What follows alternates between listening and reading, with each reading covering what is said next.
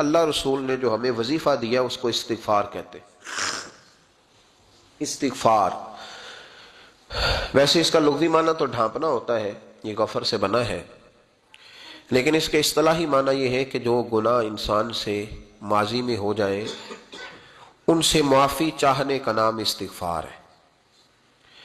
کچھ لوگ توبہ اور استغفار کا لفظ اکٹھا بولتے ہیں، لیکن توبہ کا معنی ہوتا ہے آئندہ گناہ نہ کرنے کا وعدہ کرنا، اور استغفار کا معنی ہوتا ہے پچھلے گناہوں سے اللہ کے حضور معافی مانگنا۔ اگرچہ مفہوم کے لحاظ سے یہ ہم معنی ہی بنتے ہیں، لیکن ان کا جو اصطلاحی مفہوم ہے وہ یہ ہے کہ جب آپ پچھلے گناہوں سے معافی مانگ رہے ہوتے ہیں تو اس کو استغفار کہتے ہیں۔ اللہ تعالیٰ نے اس استغفار کو بڑا پسند فرمایا، بڑا پسند فرمایا، اور یہ استغفار کے جملے مالی کو اتنے پسند آئے کہ اللہ نے نبی پاک علیہ السلام کو بھی حکم دیا، کہا محبوب آپ بھی میری بارگاہ میں استغفار کریں۔ اگرچہ حضور کا استغفار اس معنی میں نہیں ہے، بلکہ نبی پاک کا استغفار تو بلندی درجات کا معاملہ ہے، کیونکہ استغفار خود ایک عبادت ہے، تو یہ عبادت کرنے کا اللہ نے اپنے محبوب کو بھی ارشاد فرمایا۔ جب فتح مکہ ہوئی تو فرمایا اذا جاء نصر اللہ والفتح، جب اللہ کی مدد آئی تو پھر فتح نصیب ہوئی، وَرَأَيْتَ النَّاسَ يَدْخُلُونَ فِي دِينِ اللَّهِ أَفْوَاجًا، تو پھر آپ دیکھیں گے لوگوں کو، لوگ فوجوں کی فوجیں دین میں داخل ہو رہے ہیں۔ لوگ پہلے ایک ایک دو دو کر کے آیا کرتے تھے، تو اب فوجوں کی فوجیں آ رہی ہیں، تو یا اللہ ہم کیا کریں؟ تو رب کریم نے فرمایا محبوب فَسَبِّحْ بِحَمْدِ رَبِّكَ وَاسْتَغْفِرْ، اپنے رب کے لیے حمد کرو، تسبیح پڑھو اور استغفار کرو۔ کیا کرو؟ استغفار، معافی مانگو، اس کے حضور آہذاری کرو، استغفار کرو۔ معنی یہ ہوا کہ جب تو غلطی ہو جائے پھر بھی استغفار کرو، جب اللہ زیادہ نعمتیں دے پھر بھی پھر بھی استغفار کرو۔ ہمارے ہاں یہ ہوتا ہے کہ جب تو کوئی نقصان ہوتا ہے تو وہ اللہ کی طرف سے ہوتا ہے، نقصان ہو جائے تو کہتے ہیں اللہ کی مرضی تھی، اور فائدہ ہو جائے تو کہتے ہیں میں نے محنت ہی بڑی کی تھی، میری جدوجہد بڑی تھی۔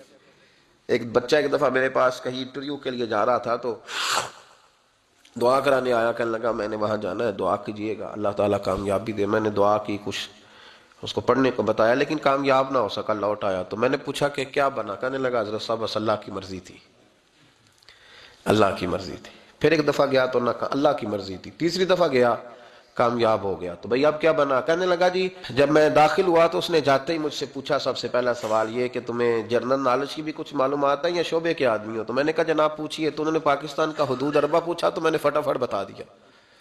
پھر انہوں نے مجھ سے پوچھا کہ یہ جو مینار پاکستان ہے اس کی تجویز کس شخص نے دی تھی؟ تو میں نے فٹافٹ اس کا بھی نام بتا دیا۔ پھر شارٹ ہینڈ کے ایک دو سوالات اس نے کیے تو وہ بھی میں نے بتا دیے، تو الحمدللہ کامیاب ہو گیا۔ میں نے کہا بیٹے جب تو ناکام ہوا تھا تو اللہ کی مرضی تھی، اور کامیاب ہوا ہے تو میں لگا دیے، اب اللہ کی مرضی کدھر گئی؟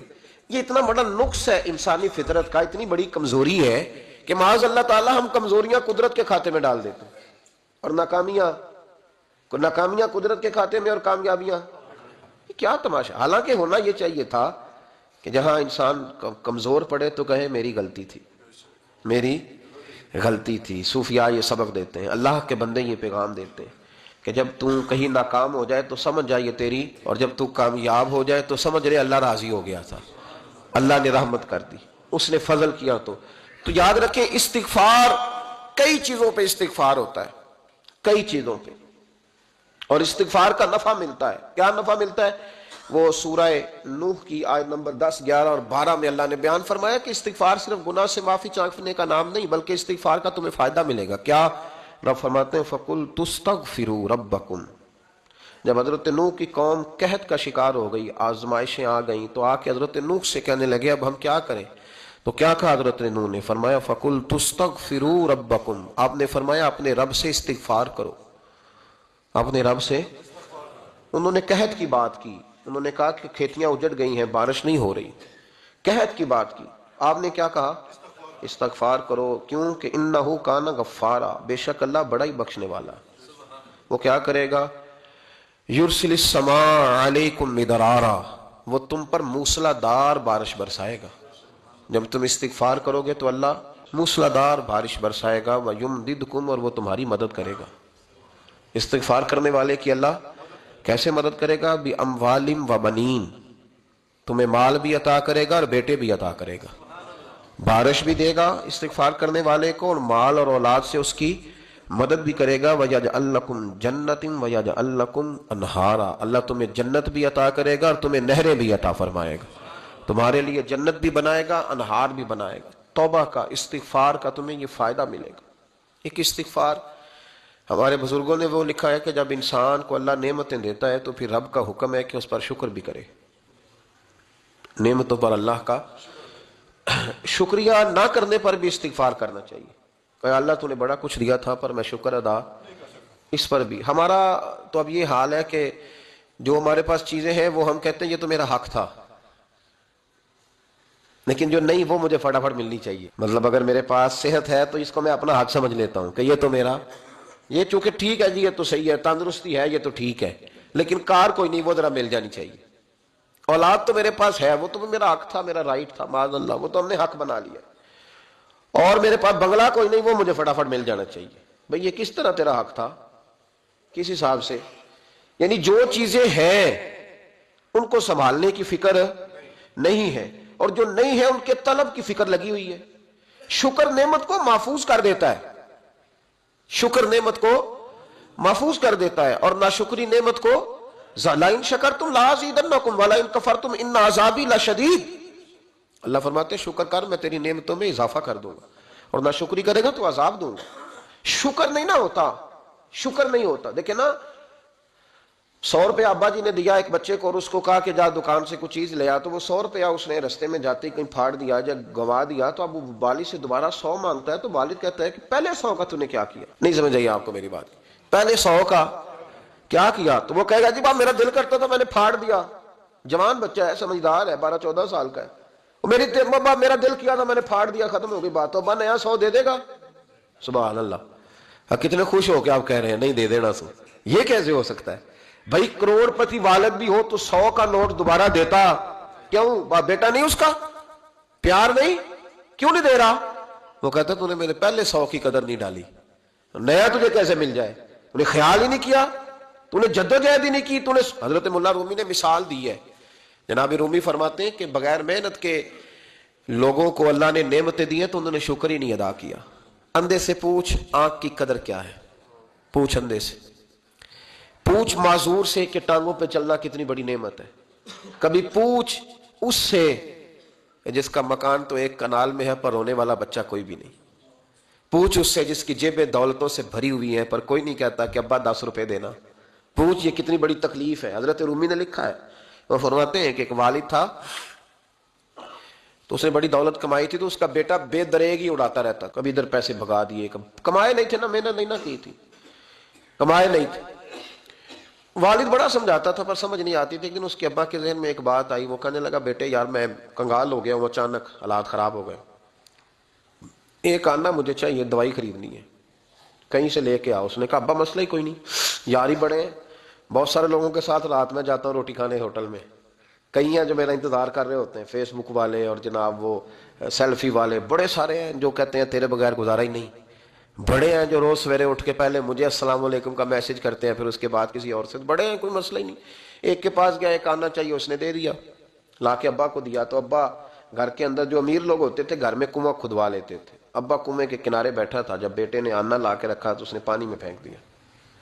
اگلی صبح پھر کہا بیٹے ایک آنے کی ضرورت ہے، دوا خریدنی ہے، اس نے کہا مل جائے گا۔ 2 4 5 دوست ابھی ہیں بڑے مالدار، ان سے جا کے کہا، ایک سے آنا لایا، ابے نے پھر پھینک دیا، تیسرے دن بھی پھینک دیا، چوتھے دن بھی، یار اب ختم ہو گئے۔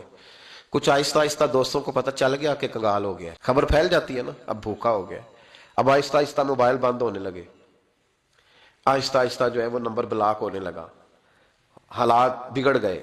اب جب اسے پتا تھا کہ یار تو اب دروازہ کھٹکھٹاتا ہوں تو کہتے ہیں کہ اسے کہہ دو میں گھر نہیں، ابا نے تو آنا مانگنا ہے، اور میں بے دریغ دولت ابا کی اڑاتا رہا ہوں، اب یہ بھی نہیں کہہ سکتا کہ مجھے دیتا کوئی نہیں۔ شہر سے باہر نکل گیا، سارا دن مزدوری کی، جد و جہد کی، کبھی کام کیا نہیں تھا، ہاتھوں پہ چھالے پڑ گئے۔ بڑا مشکل ہوتا ہے جن لوگوں نے کام نہ کیا ہونے کرنا پڑ جائے تو، تکلیف کا شکار ہو کے ایک آنا کمایا، شام کو لا کے والد کی ہتھیلی پہ رکھا تو اس نے پھینکا نا جب کنویں میں تو چیخ پڑا، کہنے لگا ابا جی آپ سیانے بیانے بندے ہیں، روز پیسے لا کے دیتا ہوں، کنویں میں پھینک دیتے ہو، کوئی کرنے والی بات کرو، نہیں دوائی کھانی تو نہ کھاؤ، ضائع کیوں کرتے؟ تو بیٹے کو باپ نے تھپکی دے کے بٹھا لیا، اس نے کہا بیٹا میں نے پہلے دن تو نہیں پھینکا، 7واں دن ہے، میں روز پھینکتا ہوں، آج تیری چیخیں کیوں نکلی؟ کہنے لگا ابا پہلے ادھار کے تھے آج مزدوری کے ہیں. نہیں سمجھ آئی بات؟ پہلے بولیے اور آج میری محنت ہے، مزدوری ہے، جد و جہد ہے. تو والد کہنے لگا بیٹے یہی میں تجھے سمجھانا چاہتا تھا، وہ میرے بھی محنت کے ہیں جو تجھ روز یاروں کو کھلاتا ہے، وہ میں نے بڑی جد و جہد سے جمع کی ہے، میں کنگال نہیں ہوا، صرف تجھے سمجھانا تھا. او بھائی یہ آنکھیں تیری محنت کی نہیں نا، اس لیے تو شکر نہیں ادا کرتا. یہ وجود، یہ ٹانگیں، یہ شعور، یہ تیری جد و جہد کا نہیں. جو عقل کی دولت اللہ نے دی ہے نا، یہ تیری محنت کی نہیں. اگر محنت کی ہوتی تو سجدے میں پڑا رہتا، تو خیال کرتا. اللہ نے آنکھیں دی ہے قرآن دیکھنے کے لیے. جب کوئی کسی گندی چیز کو دیکھتا ہے تو ناشکری کرتا ہے، جب غلط طرف اٹھاتا ہے یہ چیزیں تو ناشکری کرتا ہے. صاحبو یاد رکھنا اور اس پر ضرور غور کرنا کہ جب نعمتوں کا شکر ادا نہ کیا جائے تو پھر ہمیں استغفار کا حکم دیا گیا ہے. پھر کیا کرنا ہے ہم نے؟ استغفار کا. یا اللہ ہم تیری نعمتوں کا شکر ادا نہیں کر سکے تو ہمیں معاف فرما دے، تو ہم سے درگزر فرما، معاف فرما. ایک استغفار اس بات کا ہے کہ دیکھیں نا، یہ رسول پاک علیہ السلام کا فرمان ہے.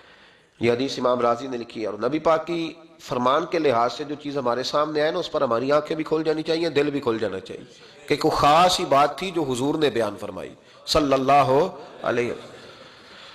سرکار دو عالم علیہ السلام نے فرمایا ایک آدمی نے 500 سال بغیر ریاکاری کے اللہ کی عبادت کی. کتنے سال؟ 5 سال نہیں ہوتی بغیر ریاکاری کی. تہجد پڑھنے والا جب تک 6 لوگوں کو بتا نہ دے تہجد پڑھی ہے، اتنی دیر تو تہجد آگے بڑھتی نہیں. کم از کم 6 بندوں کو پتا ہونا چاہیے. اور میرے جیسے حاجی نمازیوں کا تو دل کرتا ہے کہ وظیفے پہ بندہ رکھا جائے جو تعریفیں کرے صبح و شام. حاج صاحب کی کیا بات ہے، حضرت صاحب کی وظیفہ دیں گے اس کو مہینے کا، وہ تعریف کرے کھول کے کہ آپ کی بڑی بات. یہ مرض ہے، تعریف سننا نا یہ بیماری ہے، اس نے جھوٹ کو جنم دیا ہے، بہت بڑا مرض ہے. حضرت سعدی نے اس پر بہت بڑے مقالہ جات لکھے ہیں اور فرماتے ہیں یہ مرض کچھ لوگوں میں بہت زیادہ ہوتا ہے. ایک امیروں میں، امیر لوگ ناراض نہ ہو جائیں پر انہوں نے کہا ہے تو کوئی حکمت ہوگی نا. امیروں میں تعریف سننے کا مرض بہت زیادہ ہوتا ہے. فرماتے ہیں کہ بادشاہوں میں اور تیسرا عورتوں میں، ان میں یہ بیماری بہت زیادہ ہوتی ہے. کوئی تعریف نہ کرے تو خود اپنی کرنی شروع کر دیتے ہیں، خود ہی کہہ دیتے ہیں کہ کیا بات سی، میرے ابا جی تے وہ تے 100 حال چلدا سی تے 150 بندہ ٹکر کر. ابا جی دی چھڈ تو دس تیرے کنے چل دے، تیرے کو کنے بندے روٹی کھاندے، اپنی بات کرنا. اقبال کہتے تھے تو وہ آباد تمہارے ہی مگر تم کیا ہو، ہاتھ پہ ہاتھ درے منتظر فردا. ابا جی کی دادا جی کے چھوڑ اپنی کر، ہمیں تو تیرا پتہ ہے، تو اپنی بات کر، تیرے اندر بھی کوئی چیز ہے کہ نہیں. ابا دادا تو سب کے بڑے ہیں، حضرت آدم کی اولاد ہے تو حضرت آدم نبی تھے، تو باپ دادا تو سب کے بڑے بڑے ہی ہیں. بات یہ ہے کہ اپنی بات کرنی چاہیے نا. تو یہ بیماری ہے، یہ نقص ہے. 500 سال بغیر ریاکاری کی عبادت، اور بیان میرے نبی کریم علیہ السلام فرما رہے ہیں 5. بولیے، یہ بہت بڑا مسئلہ ہے. دکھاوا نہ ہو، ریاکاری نہ ہو. ہم مجالس میں جاتے ہیں نا جناب، محافل میں، تو لسٹ ملتی ہے، یہ چودھری صاحب نے صدارت ہے، انہوں نے خصوصی تعاون کیا ہے، تو یہ فلانے صاحب ہے تو ان کا بھی نام لینا ہے. تو میں کبھی کبھی کہہ دیتا ہوں کہ یار آپ نے تو کہا تھا یہ نبی پاک کی تعریف کی محفل ہے، اور یہاں آپ نے لسٹ لگا دی ہے پوری تعریف کرنے والوں کی. کچھ ضروری ہے کسی کا نام لینا اور اس کا جناب ذکر کرنا اور اشتہار پہ اس کی فوٹو آنا، یہ کچھ ضروری ہے؟ ویسے بھی کوئی اچھا لگتا ہے کہ نبی پاک کے نام کی محفل اور میں صدارت کر رہا ہوں؟ ڈرنا چاہیے نا مجھے اللہ تعالیٰ. حضور کی محفل اور میری صدارت، اس پر کبھی غور کریں. اگر کوئی راہ طریقت کا مسافر ہوگا تو تڑپ جائے گا کہ نبی پاک کے نام کی محفل اور سرپرستی ایک ایسے آدمی کی جس کو وضو تک نہیں کرنا آتا. چھ معنی دار ہے، وہ دھندا ہے معاذ اللہ تعالیٰ، جس کا جو دل کرے وہ کرتا جائے. 500 سال بغیر ریاکاری کی عبادت کی، 500 بڑا مشکل ہوتا ہے. حضور فرماتے ہیں یہی بندہ جب اللہ کے حضور کھڑا کیا جائے گا تو رب کریم اس سے کہے گا کہ چلو اس کو میرے فضل سے جنت میں لے جاؤ.